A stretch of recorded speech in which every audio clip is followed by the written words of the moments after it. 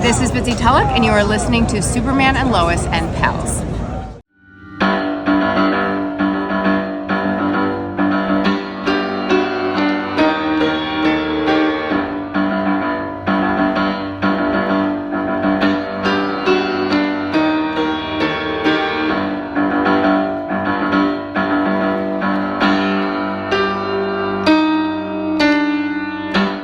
Greetings, super friends. Welcome to Superman and Lois and Pals. I'm Henry Bernstein, and alongside me is my favorite super pal, Professor Sam Brody. Hello, Sam.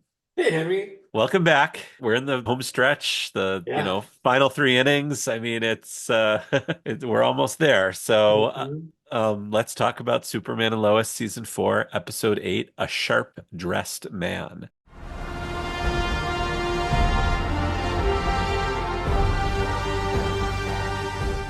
This was directed by Michael Kudlitz, also known as Lex Luthor. Pretty cool. Written by Brent, Fletcher, and Todd Helbing. Okay. The Apple TV and IMDb description is Luthor challenges Lois to a live telecast debate, though not everything is as it seems. John Henry and Clark face a troubling possibility. There are so many things I want to talk to you about, but I have to start with the return of one of my all-time favorite TV pals, and that's Tom Cavanaugh as G. Gordon Godfrey, or in this case, just Godfrey. I popped so hard. I did the Leo meme. I mean, everything. First of all, I mean, I knew Tom Cavanaugh was coming. I just assumed he would be Brainiac eventually. Never in my wildest dreams did I think he could be Godfrey, but it's so perfect that he is, and he was so great at it. I just want to tell you a little bit more about my relationship with Tom Cavanaugh, if I may. Okay. I have been a Tom Cavanaugh fan since the show Ed on NBC from 2000 to 2004. Are you familiar with this show? I am not. Okay. The premise is New York lawyer moves back to his hometown of Stuckyville, Ohio after his divorce. That's the premise. And is rebuilding his life in his small town and reconnecting with his friends, and his high school crush is there as a teacher. They're all grown up. Of course she is. And she's single, right? Oh yeah, and beautiful. Okay. So it was an adorable show that was paired with West Wing on, I believe, Wednesday nights. So West Wing was, I think, the lead into it, or the other way around. They made it very easy to watch it on NBC. It was one of those kind of things. And this little adorable show just chugged along for 4 seasons. The 4th season, I mean, it was on Friday night. It was only 10 episodes, I remember when they used to do that sort of stuff. Yeah. So and then they wrapped it up in the 4th season, actually kind of similar to this. It was like a beloved show that they nicely wrapped up in the 4th season. I mean, it was a stretch by that point. But anyway, I always stuck with him. I watched him on Jack and Bobby, and I watched him on a show on Eli Stone and Scrubs and the Royal Pains. I mean, this guy was on everything, and he had this show. One of his, Tom Cavanaugh kept being the guy who got another show, and it was this is going to be the one that Tom Cavanaugh gets. And the next one was Trust Me with Eric McCormick. So this is post-Ed, post-Will and Grace, where they were 2 brothers at a ad agency. Nothing was working for this guy until he found his calling on the CW. And Greg Berlanti had done a show with him for this, but I loved every character he did on Flash. And so I was just so happy to see him here, and it was such a great connection also to the CW verse that they used him.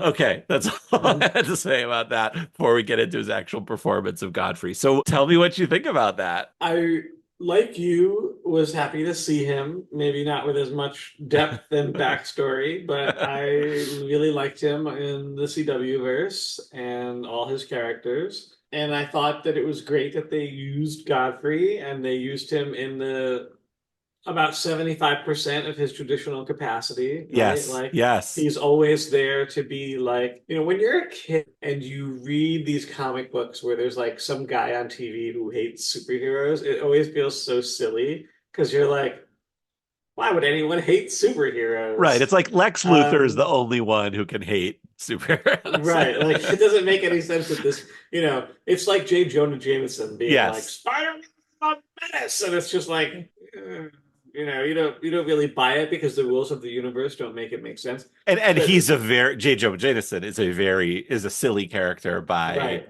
design. So it's okay right. to say that, I think. Then when they made Godfrey be apocalyptian, right, that made it all make more sense because he was like doing Darkseid's bidding.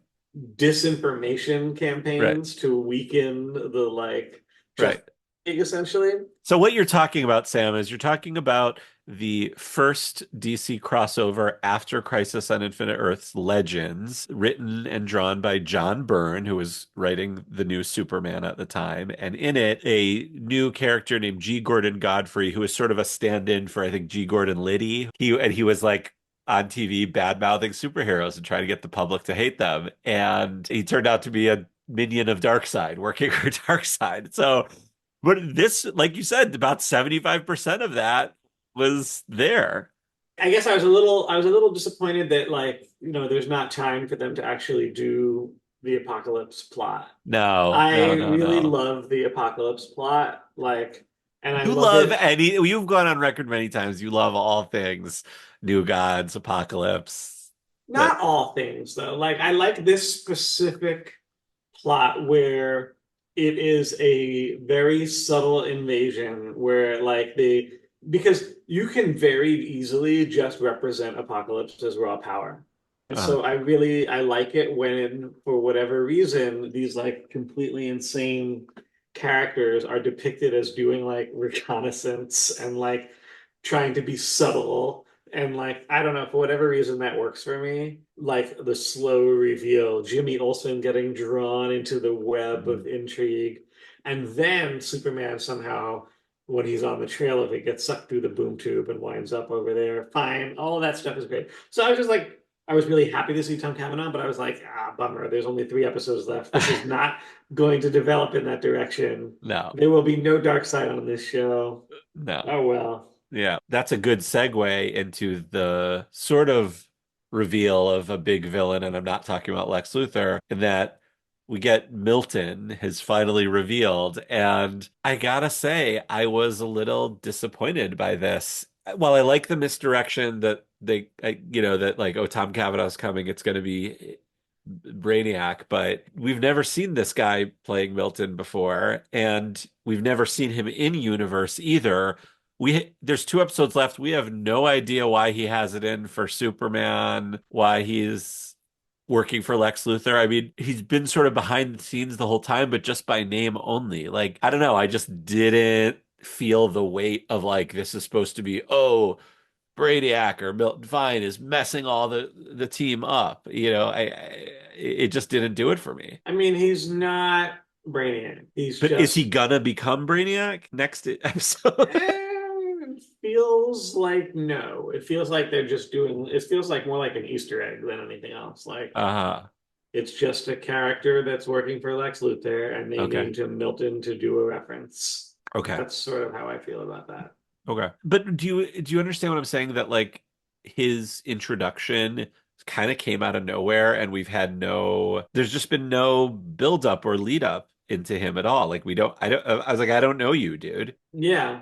I mean, It seemed like odd to add new characters at this stage in the game with it's not even well, I sort of agree, but I also just feel like Lex Luthor has infinite flunkies. uh-huh. Like it's only failed build up if you were treating it as build up, and I was not treating it as build up. Got it. Got But it. that's probably because and I think you were only treating it as build up because you thought that's who Tom Cavanaugh was going to be playing. Otherwise, you would have just when he briefly offhandedly mentions that Milton built that box for Superman's heart, it's like you could consider that an Easter egg, or you could consider it build up, or you could just consider it like nothing.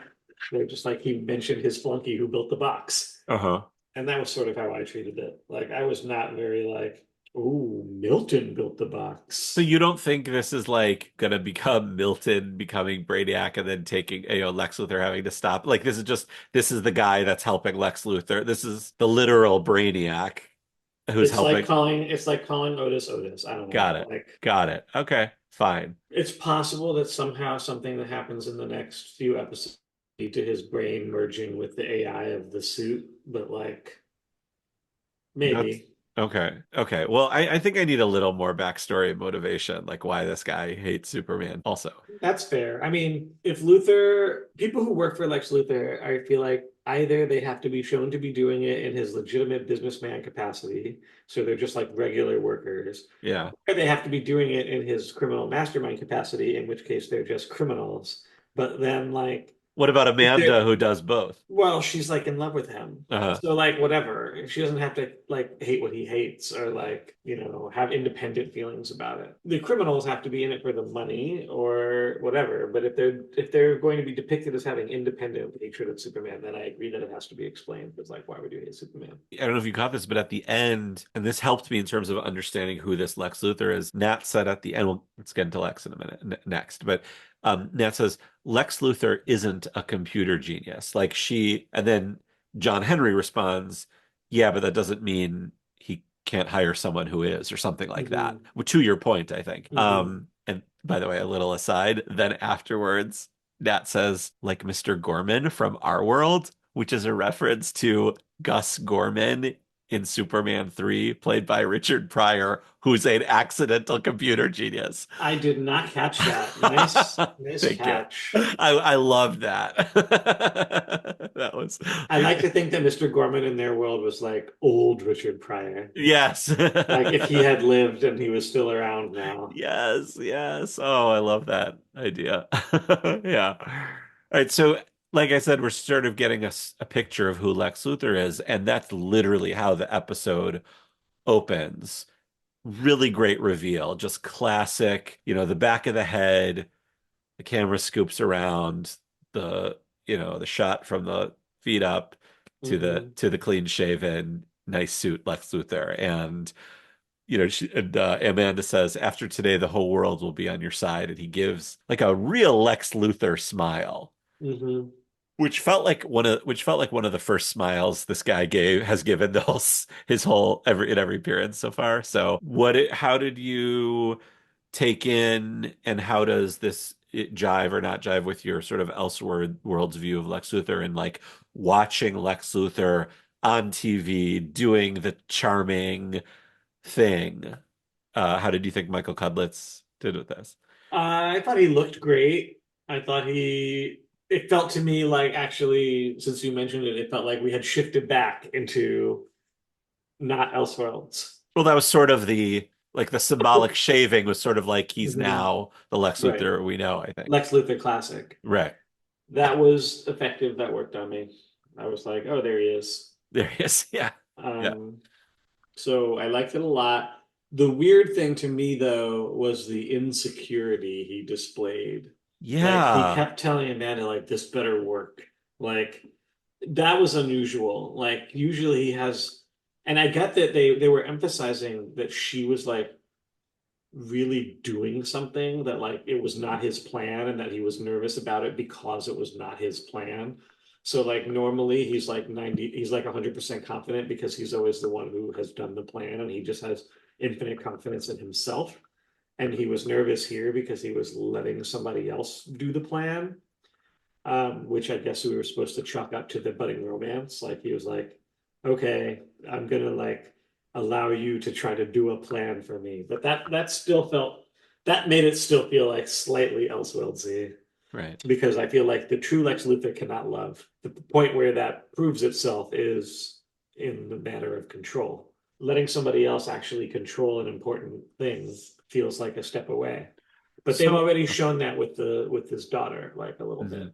mhm. So Can you then explain a little bit from that point of view, the scene where it looks like Lex Luthor's sort of having a panic attack, but he's he's seeing sort of all these disgusting, untidy, out of order things happening. And my interpretation of that was his absolute disgust for humanity. But now I'm kind of thinking, I'm wondering, are you saying that maybe that even that scene, it was just that it was his lack of control and not liking that he wasn't in control? Is that what was being portrayed there? Yeah, that was a bit of a confusing sequence. Oh, okay. You were also confused by it. Yeah, I don't, now that you mention it, that would make sense because we've already seen this character in a completely rundown, ramshackle hovel, Right, and he didn't care that things were messy there because that right, was his design. right, So it's not like he has some kind of extreme OCD because we already saw him in this like mattress on the floor right. situation. So maybe that is what they were trying to show there, but I wasn't sure. I thought it was like I was like, is he developing super speed? What's happening right now? Like I didn't quite pick it up. It was very strange. Like I said, it looked like a panic attack, or at least how Hmm. panic attacks are sometimes portrayed on TV and not even named that. But just the way in which he was looking at everything and the things that were happening were annoying and disgusting. Like I sort of related to him a little bit. I was like, what? So, but then I just felt like it was because it was everything. Like he just had complete disdain and disgust for everyone there. I think the idea that he couldn't control it is makes more sense. So thank you for Hmm. clearing that up. We'll go with that one. Again, I didn't really feel there was much Lex versus Superman stuff here. And I mean, frankly, there wasn't much Superman stuff at all till the end. This felt more like Lex Luthor is Lois Lane's archenemy. And Hmm. they're finally having their showdown. Hmm. So that was interesting. It was sort of predictable, but it was satisfyingly predictable the way it moved along, where Clark's like, don't do it, don't do it, don't do it. And Lois is like, I have to do it, I have to do it. And then at the end, she even says, you're right, I shouldn't have done it. But it just sort of worked for me. Like, even, I don't know, sometimes a TV show is comforting when it's a little predictable, like where Hmm. the thing that you think's going to happen happens, and it's Hmm. not like it's a bad thing. I mean, I liked that it was like, a version of the cliched, like, this is obviously a trap, Yes. and Yes. right, but that's what it was. And I thought they did a good job of having Lois have good reasons to do it. Yes, I take your view into consideration. I'm doing it anyway. I was way on her side. I wanted to see it go down. Like, yeah, I didn't want I her mean, to I be. guess she thought that the Elizabeth on the phone thing was going to be her like ace in the hole. Yeah. His ace in the hole was kind of better. You think his ace in the hole was better than her ace in the hole? The video of Well, Clark he had beating him up? two. He had two. So that he Yeah. had one that was like the video, and then he Yeah. had the other that was like Superman did a big distraction to make the debate be over.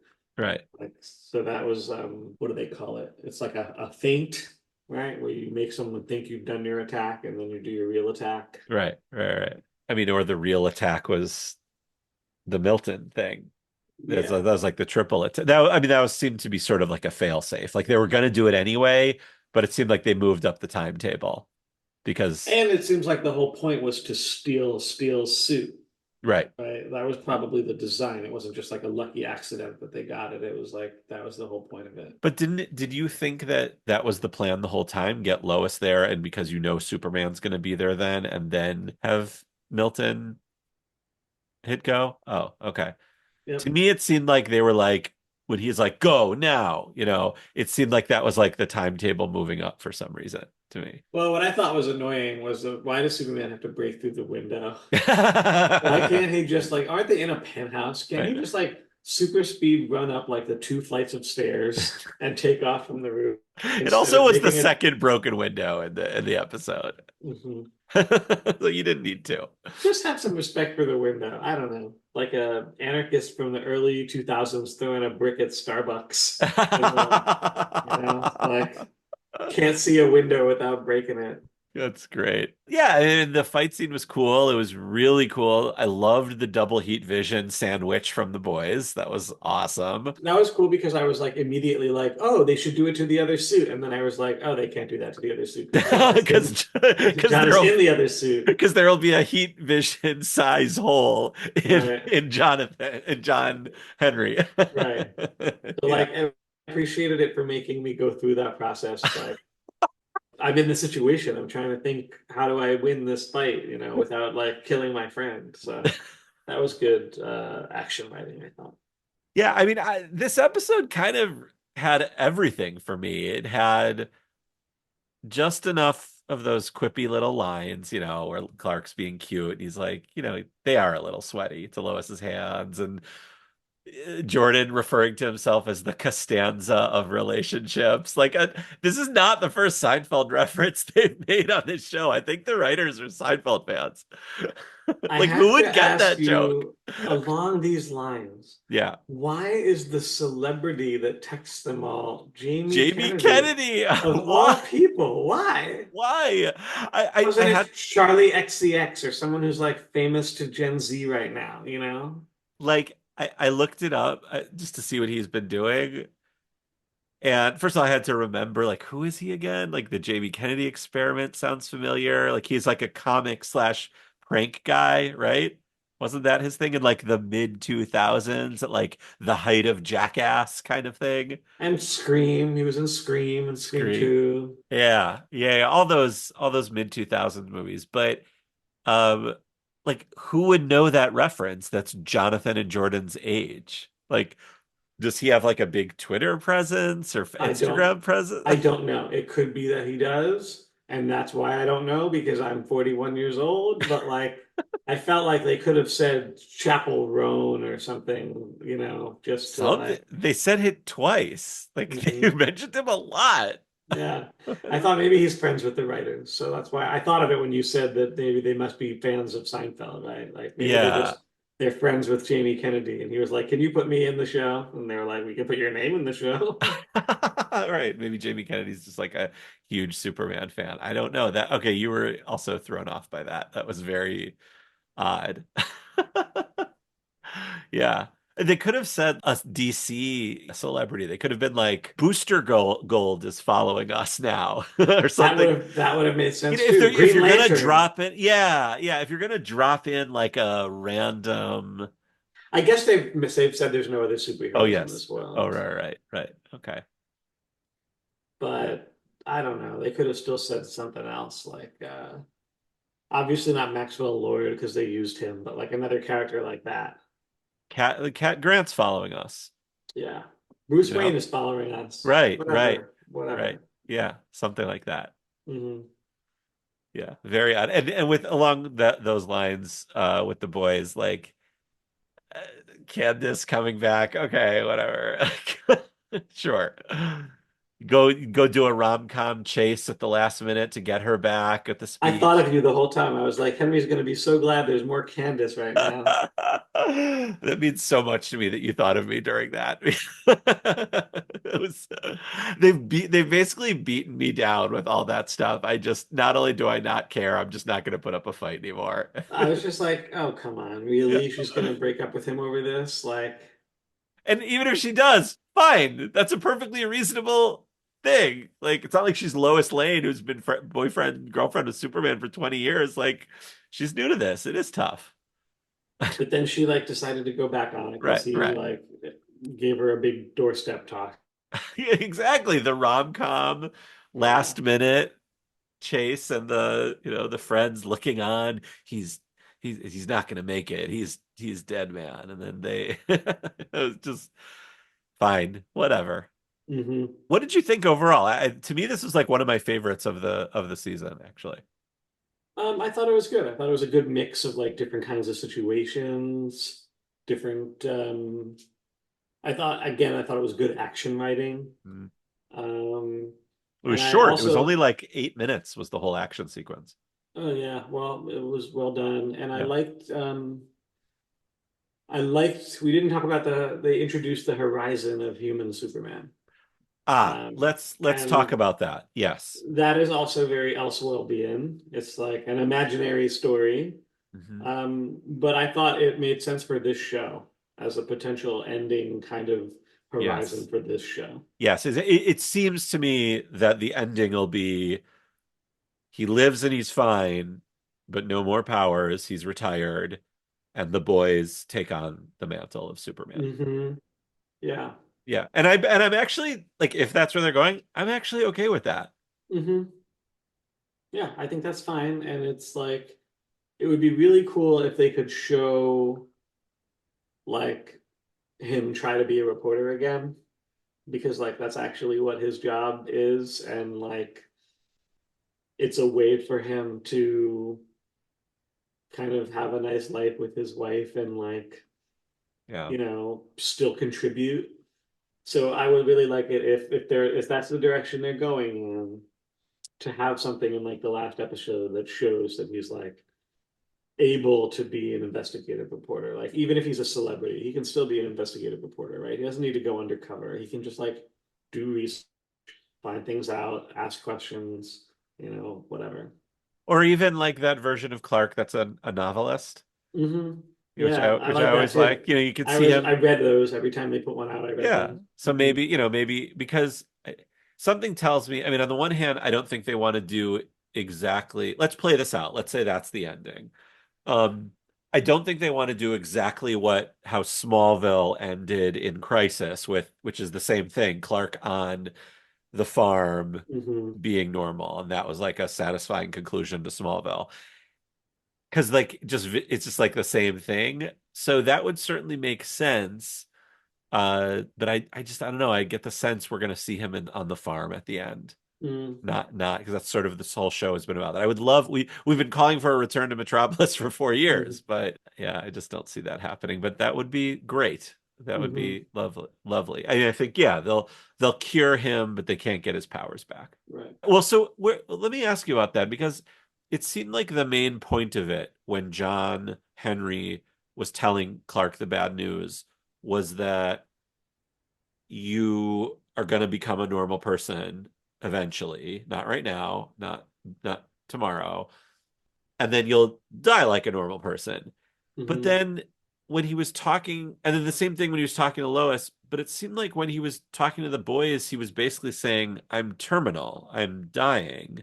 And this other thing is that I'm going to be a human first before I die, but I am dying. Were you confused by that at all? Like, what is the issue here that Superman is going to lose his powers and eventually die, or is his death imminent, kind of like as an allegory to like Lois's cancer last year? I thought it was the first one. But like if you didn't previously think you were gonna die, then you now understand normal life to be terminal. Like all life is terminal. But so I'm asking like is Superman only right now realizing that he's mortal? I think so. So that's That was what they were alluding to with the gray hair stuff too. Yeah, no, I got that, the like sort of grappling with age kind of thing. Interesting. So let's zoom out even further then. Superman as a concept. Hmm. Does Superman assume and think he's immortal and will be, or at least live a very, very long time? Because when it's been questioned, he's just sort of offhandedly remarked on Hmm. it. But like, does Superman not think that he can die? I think that he thinks that he can die, but I think that he doesn't expect to die of natural causes for like a long, long, long time. Uh-huh. He can die from being killed, but I think that what we know about his made up fake science physiology Yes. suggests that his cells are not going to go through the same aging process as human beings. And so if they do, it would be at like a greatly slowed rate, All right, which well, like I feel like should basically never be explored because it's like a sad ass story. yeah. That's like you see it in those Elliot Magan stories from the late 70s, like the late Bronze Age. Yeah. And it's always sad as hell. Like it Yeah. turns him into this kind of weird, cosmic, sad god. Right. Like everyone he loves dies, and he's just like sitting around on some moon with his beard in like 700 years. Yeah.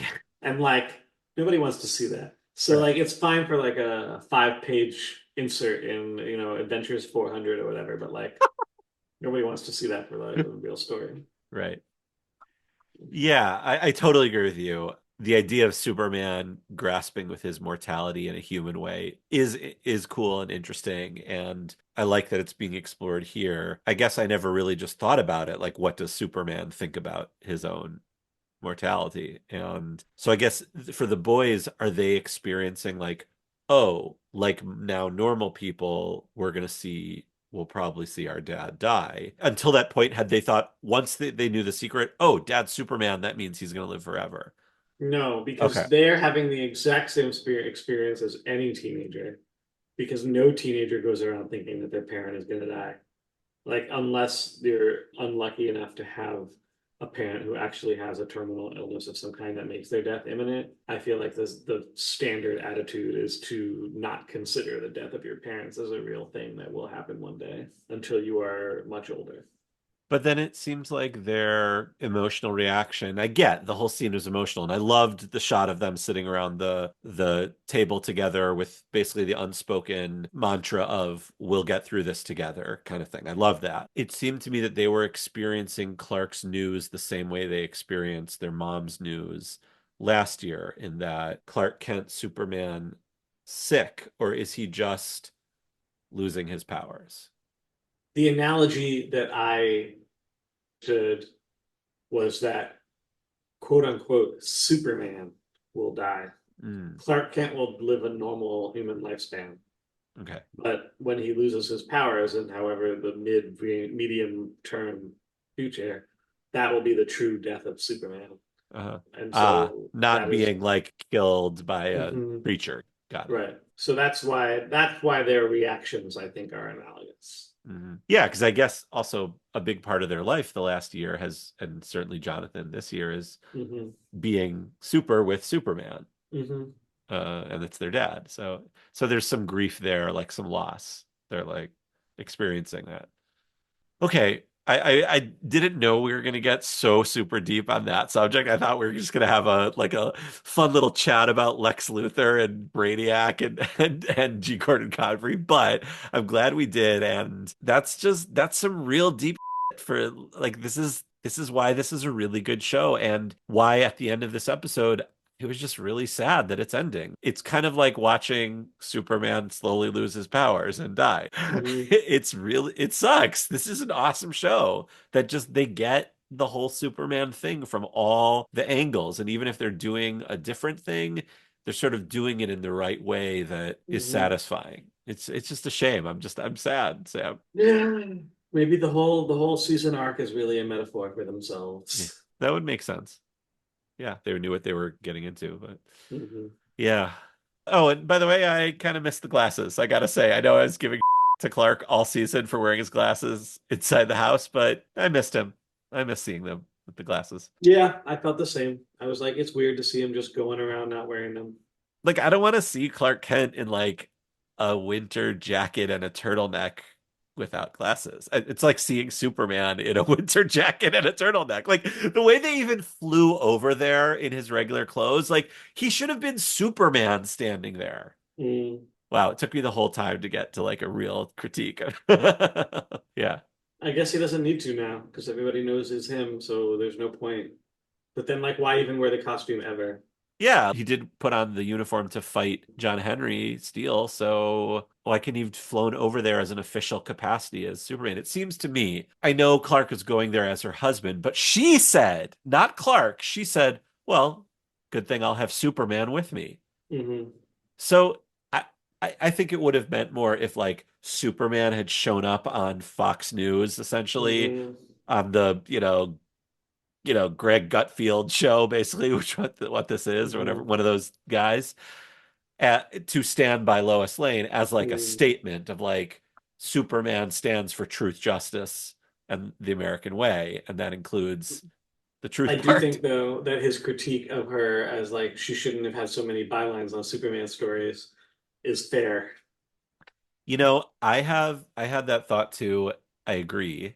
And I was uncomfortable by something that I read recently with Superman.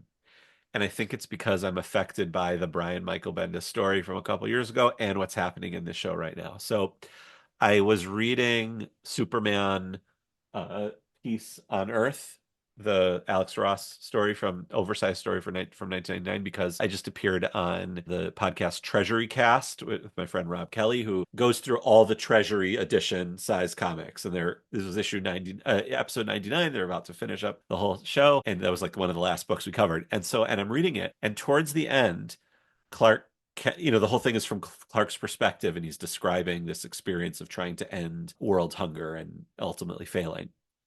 And at the end, he has this narration, and he's thinking like, of course, all of my colleagues were surprised when I got the interview with Superman. Well, maybe not everyone was surprised or something like Mhm. that. And it was the first time I think I ever got uncomfortable by the thing about Clark Kent interviewing Superman and that being an actual story and really feeling like, oh, he was lying. Like that's lying. That's not okay that he did that. And like, the version of like Clark Kent that gets the first exclusive and beats Lois to the Mhm. story, like in Man of Steel #1, like that's Mhm. not that's not right.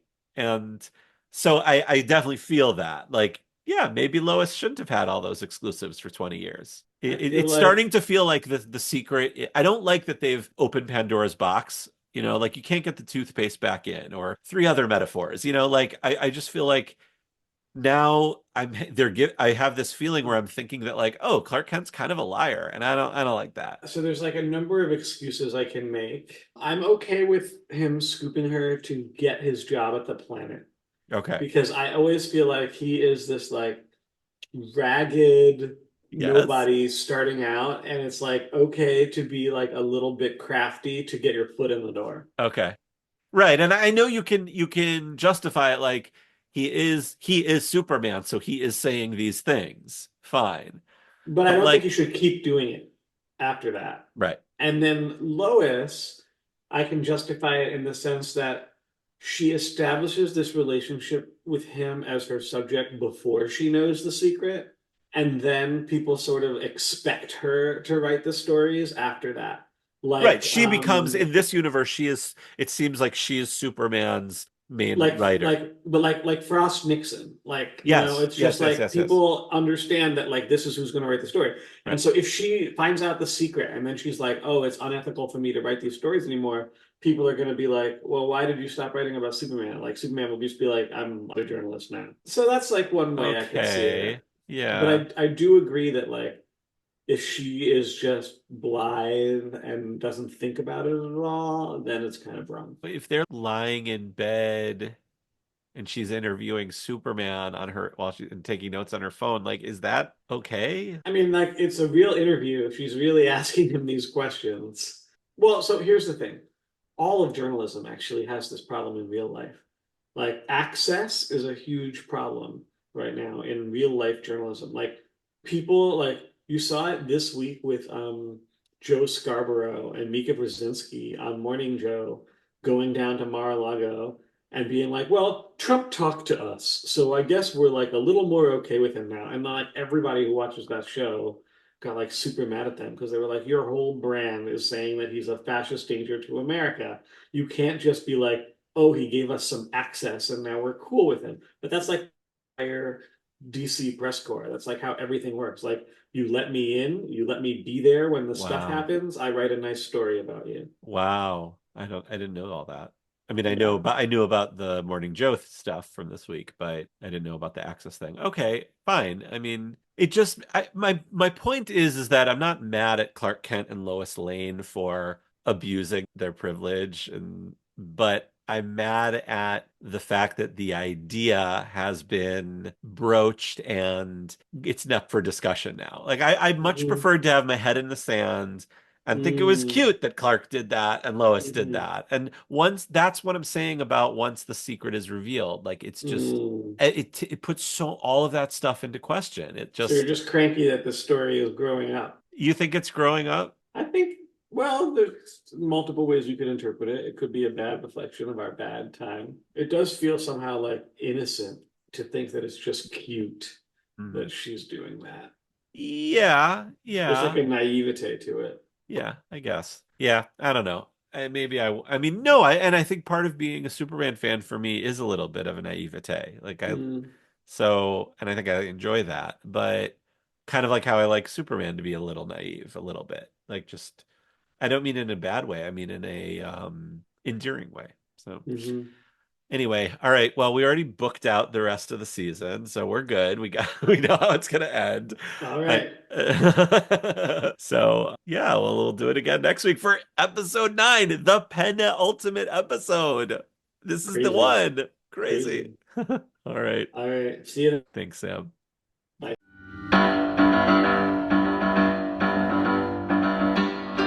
Thanks for listening. Our theme was composed and performed by Sam Bernstein. Don't forget to hit the subscribe button so you don't miss another thrilling adventure of Superman and Lois and Pals.